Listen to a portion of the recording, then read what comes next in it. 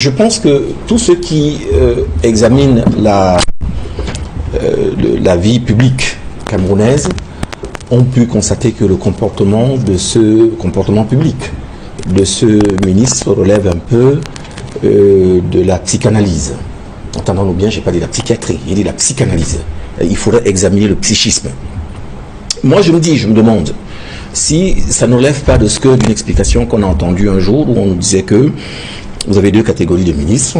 Vous avez les ministres qui sont, il y en a 4 ou 5 dans le gouvernement, et les autres, ce n'est que des fonctionnaires auxquels on a fait croire qu'ils étaient ministres.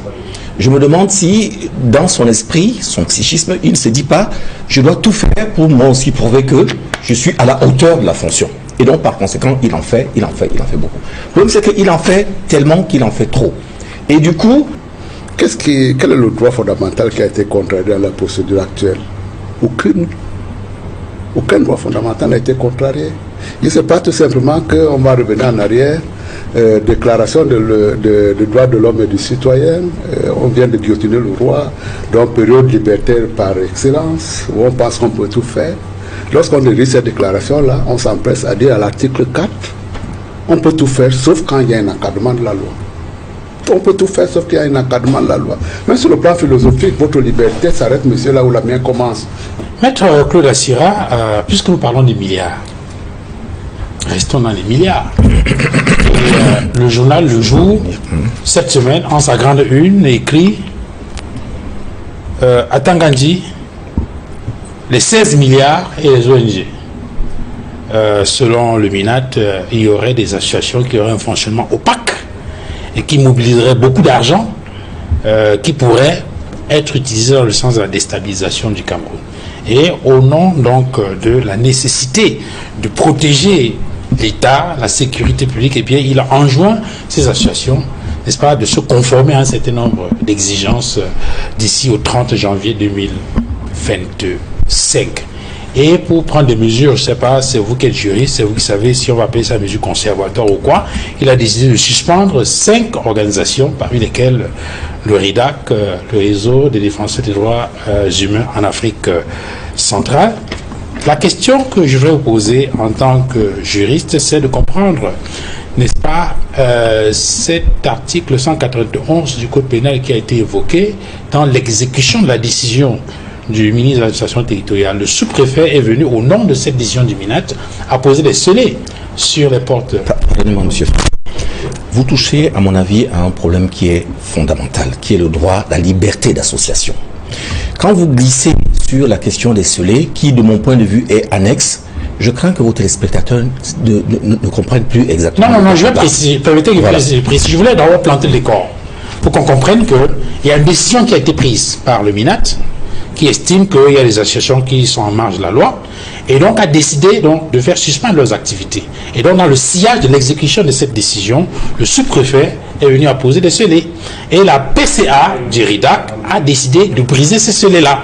Et maintenant, dans le débat autour de est-ce qu'elle avait raison de briser les scellés ou de ne pas briser, il y a un article qui surgit, le fameux article 191 sur le prix des scellés. Et la question précise que je vais vous poser, peut-être en attendant qu'on rentre dans le débat de façon globale sur la question de la liberté d'association, je veux qu'on commence peut-être par là, sur cette affaire-là.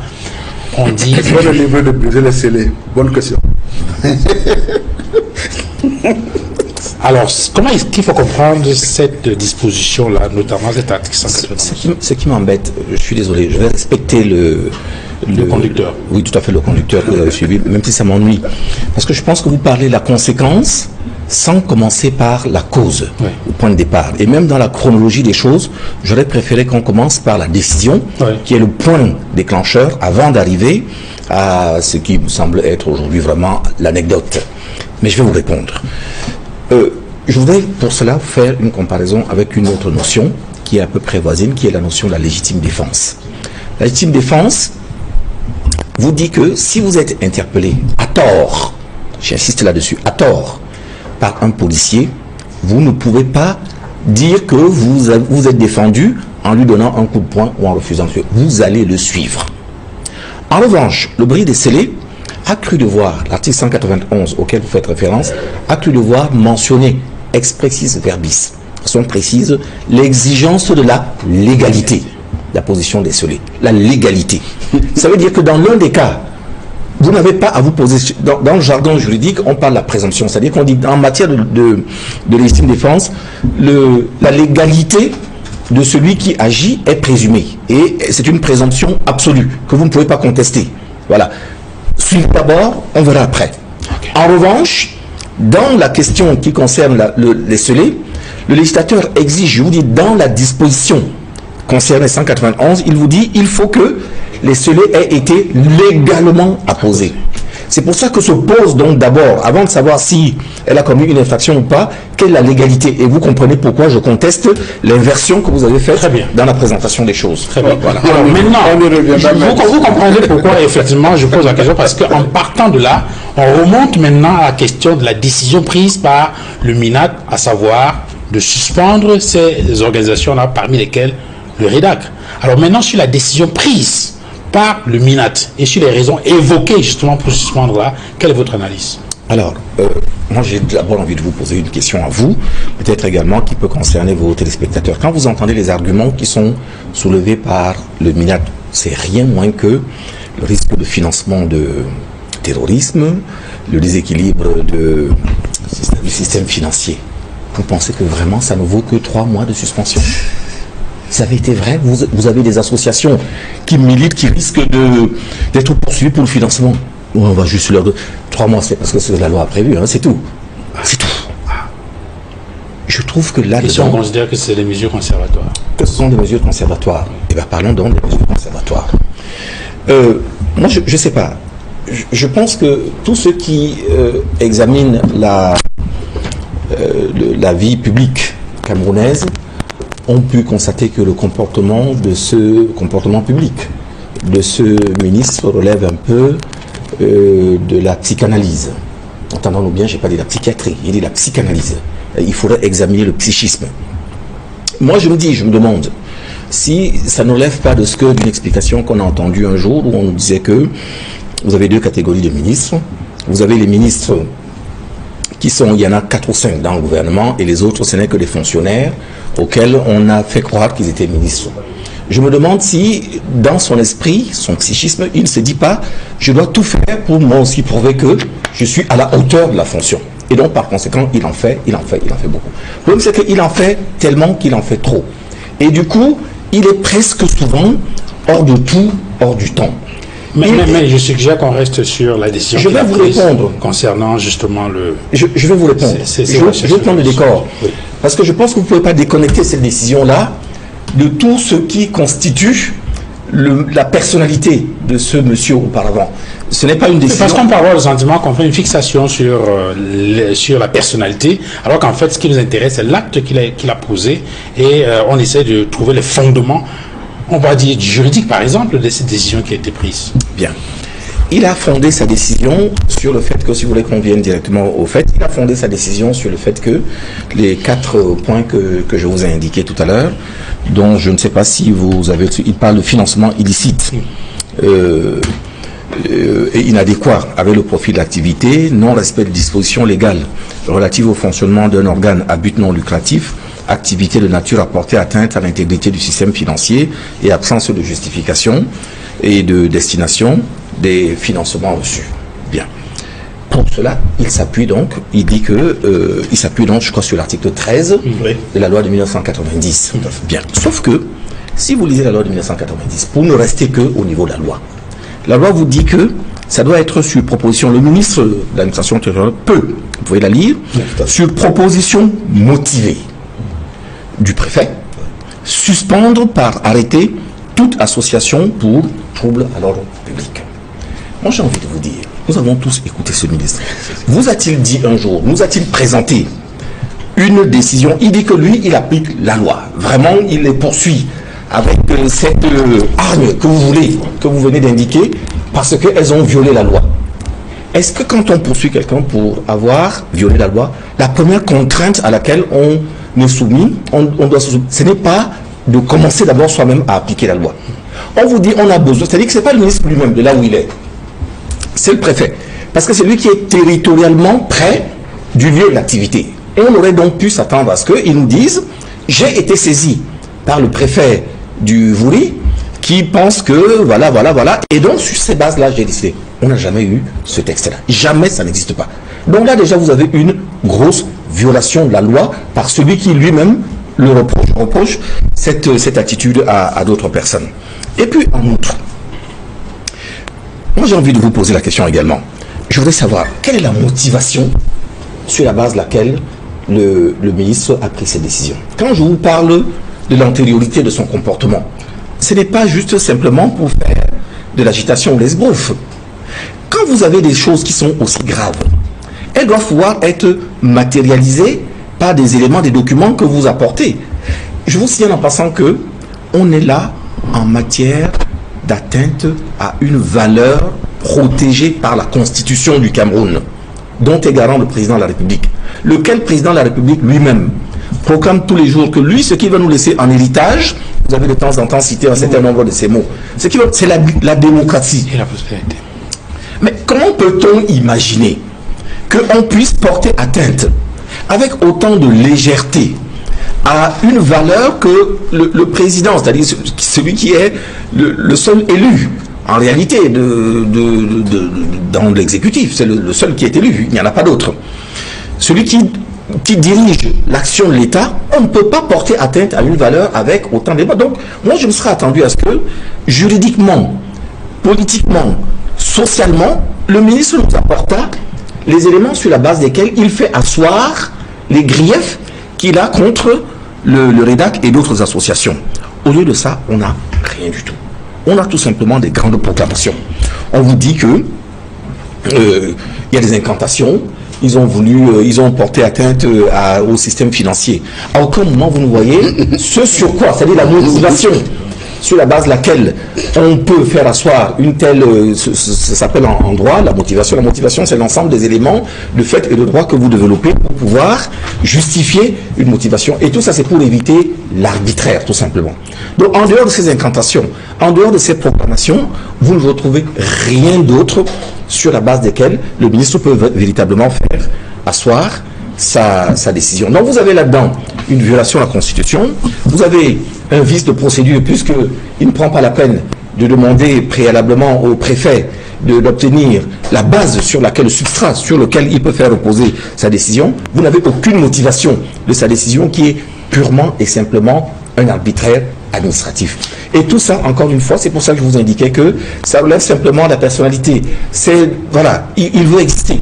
Le pire, l'erreur politique, de mon point de vue, regardez à quel moment il le fait. Je pense que la décision va être du 6. On est à la veille d'un week-end qui va déboucher quelques jours après sur les droits de l'homme. Le 10 décembre, le jour international. Vous ne trouvez pas que ça manque un peu d'élégance quand même? Un peu. Vous n'avez pas cette impression-là? On rentre dans une année d'élection où on sait quel est le poids qu'on jouait autrefois et que jouent ces organes. Vous n'avez pas un peu le sentiment que ça sent un peu de la combination? Moi, j'ai un peu cette impression. Alors, je peux vous dire que nous allons attaquer cette décision. Nous allons l'attaquer et je doute énormément parce que je pense qu'il faut quand même aussi un peu faire confiance à la justice de ce pays. Je ne vois pas un juge qui, sur la base d'éléments aussi vides, aussi creux, aurait la possibilité de conforter, de confirmer. Le seul problème pour lui, c'est que il aura réussi à démontrer encore, dimension psychanalytique dont je vous parlais, que lui, c'est lui qui va être le sauveur, le dernier bastion, qui va sauver la République. Il n'y a que ça. En dehors de ça, vous n'avez rien d'autre dans ce dossier. Alors, honorable John Demotte, en observant les commentaires qui se font autour, n'est-ce pas, de cette affaire, et à le timing qui vient d'être rappelé tout à l'heure par Maître Claude Assira, on est quand même à la veille du 10 décembre. Il faut rappeler que la Déclaration universelle des droits de l'homme, c'est 10 décembre 1948. On est à la veille d'une célébration comme celle-là, et c'est à ce moment, n'est-ce pas, qu'une décision est prise pour suspendre une association qui est présentée par ailleurs comme une pourfendeuse du régime. Et en même temps, il y a des élections, une élection présidentielle qui s'annonce en 2025. Beaucoup situent ça dans le sillage des grandes manœuvres qui précèdent l'élection présidentielle au Cameroun. Votre avis? Maître Claude Assira qui m'aime bien, ça je le confirme, souvent dit il me va bien embarrassé de répondre à certaines questions. Là, c'est lui qui est très embarrassé. Parce que ouais, très bien que dans tout le développement qu'il a fait, c'est bien également d'avoir parlé de la Déclaration universelle des droits de l'homme. Quel est le droit fondamental qui a été contrarié dans la procédure actuelle? Aucun droit fondamental n'a été contrarié. Il ne se pas tout simplement qu'on va revenir en arrière. Déclaration de droits de l'homme et du citoyen, on vient de guillotiner le roi, donc période libertaire par excellence, où on pense qu'on peut tout faire. Lorsqu'on lit cette déclaration-là, on s'empresse à dire à l'article 4, on peut tout faire sauf quand il y a un encadrement de la loi. On peut tout faire sauf qu'il y a un encadrement de la loi. Mais sur le plan philosophique, votre liberté s'arrête, monsieur, là où la mienne commence, encadrement. On va plus loin, une déclaration dont vous avez venu de parler tout à l'heure, universelle des droits de l'homme, article 29. Oui, on peut tout faire, sauf quand il y a une loi qui réglemente tel ou tel secteur. C'est pour cette raison que là, je peux sortir ici, bien que je l'aime beaucoup, je ne peux pas me fâcher pour lui qu'il va même attenter à sa vie. Non, la loi m'arrête. Et m'intéresse de le faire. Et dans le cas d'effectivement des ONG, on a dit qu'il y a un encadrement. Et ce n'est pas parce qu'on a rappelé à quelqu'un qu'il y a un point de cet encadrement-là qui a été contrarié que forcément on a remis en cause. C'est lui qui a embarrassé, c'est pas moi. On le rappelle tout simplement. Et d'ailleurs, tout à l'heure, là, je l'ai taquiné un peu. Et Liberté a brisé aussi le bris. Non? Et d'ailleurs, il finit son propos là-dessus. On va faire une procédure pour pouvoir démontrer que le dossier est brisé. C'est ça la République, monsieur. C'est-à-dire que vous estimez qu'il y a un ministre, effectivement, qui n'est pas à sa place, à porter tel ou tel, sur la place publique, tel ou tel agissement, on fera la procédure pour pouvoir établir les choses. Et si on a la milité, effectivement, pour qu'on ait des tribunaux administratifs, c'est effectivement pour pouvoir que la République continue à fonctionner de cette façon-là. Sauf que, bon, peut-être, il n'aime pas trop le ministre de l'AT, moi, c'est pas mon ami non plus, bien que nous soyons de même parti politique. Mais je crois qu'en l'espèce, quand même, il y a attendez, il ne se lève pas le matin pour pouvoir dire en le rédac. Il y a un signalement par une institution républicaine, l'ANIF, qui dit au gouvernement, mais vous m'avez demandé de contrôler les transactions financières, il me semble que ça nous intéresse ici. Edmond Kamga, son histoire de l'article 68 du code, je sais pas moi, de la loi fondamentale, oui. 16 milliards, mais pourquoi vous êtes si myope? Non, mais il a même dit, vous avez plein de nécessité à ne pas regarder qu'il y a des gens qui brassent. Dans toute confiance qu'on sache dans quel contexte et pour quelle raison. Et à ce sujet, quelle est la procédure? C'est ce que le ministre a fait là? Écoutez, s'il y a un financement illicite. Admettons qu'il n'est pas dans la procédure, Maître Claude Assira aura du travail pour cela. On va orienter tous les dossiers chez lui pour pouvoir démontrer que... Pourquoi est-ce qu'il ne serait pas dans la procédure? Il y a quand même au MINAT une direction des affaires administratives. Non. C'est-à-dire qu'on connaît le pouvoir de suspension, il lui est reconnu.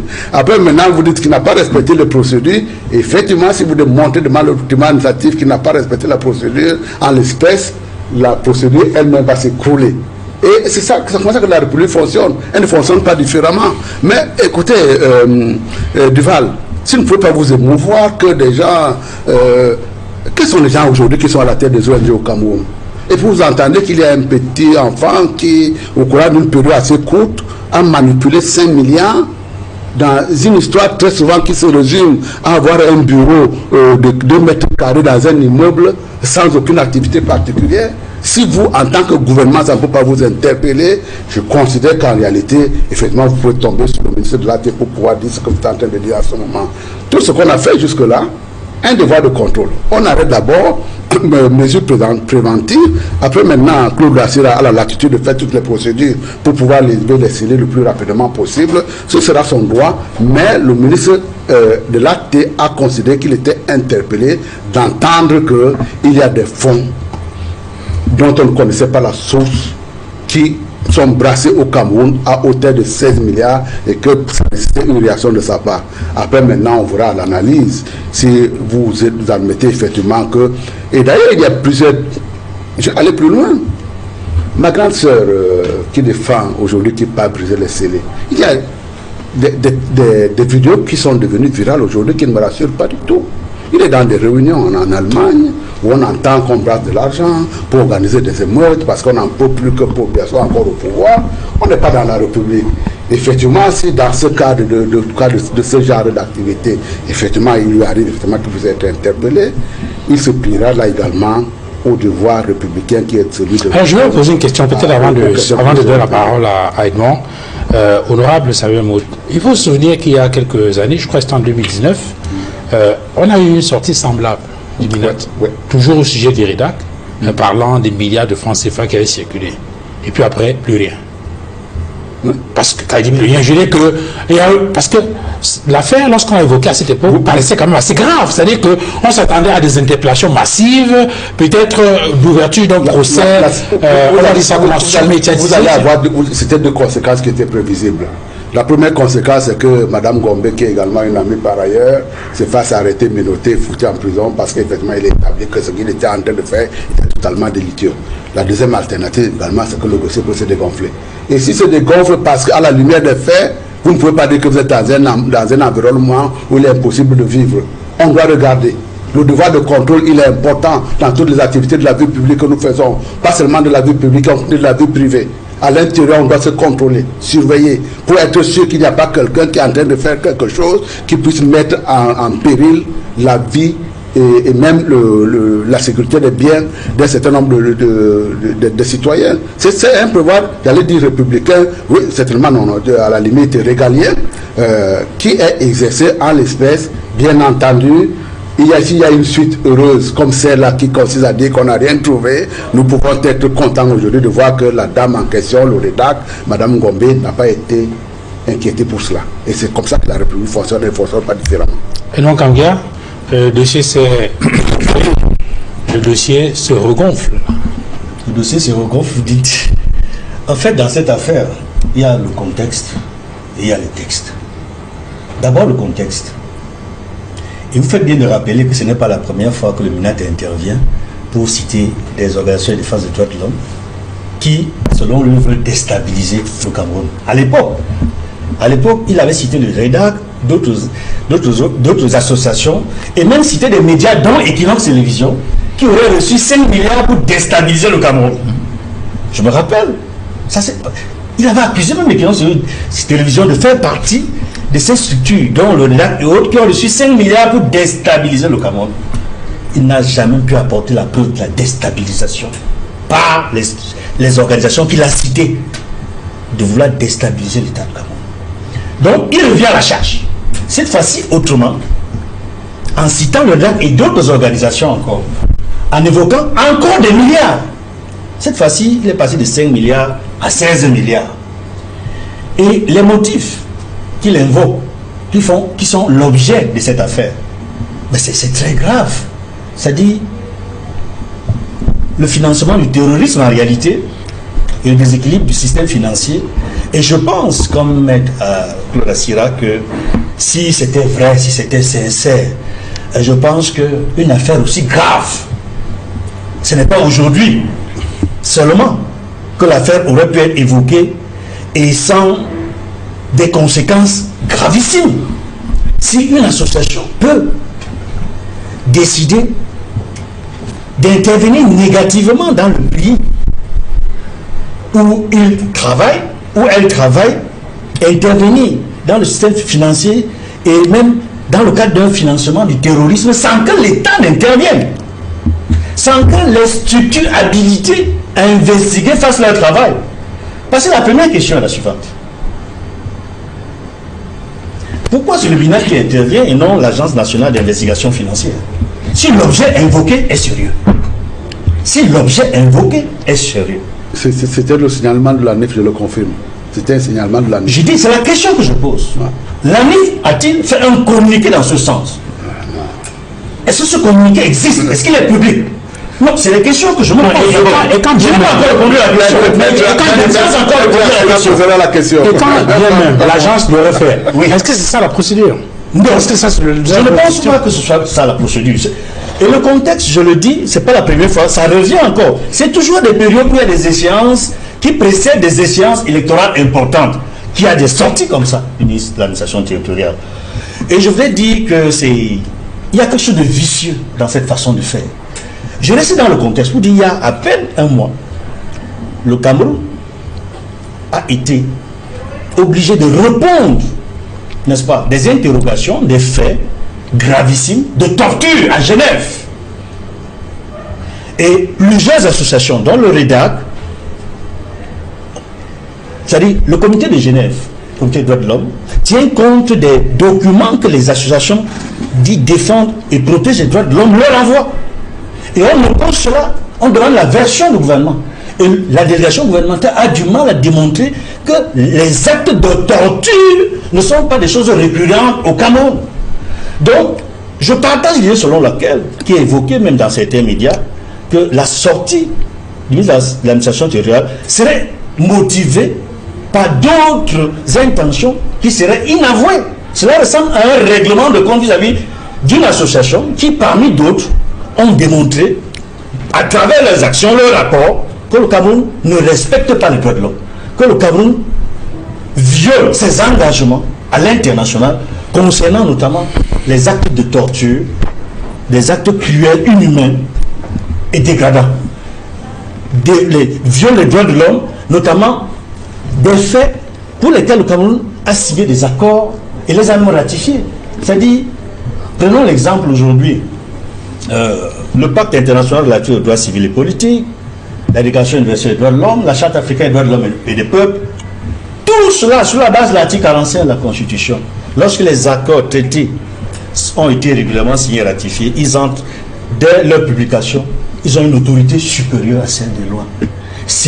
Et aujourd'hui, on est en droit de se poser des questions, de savoir si cette sortie-là ne vient pas comme pour émousser le travail qui a été fait par des associations qui défendent les droits de l'homme, dont le REDAC. Je commence par des interrogations. Maintenant, je vais rentrer dans le texte.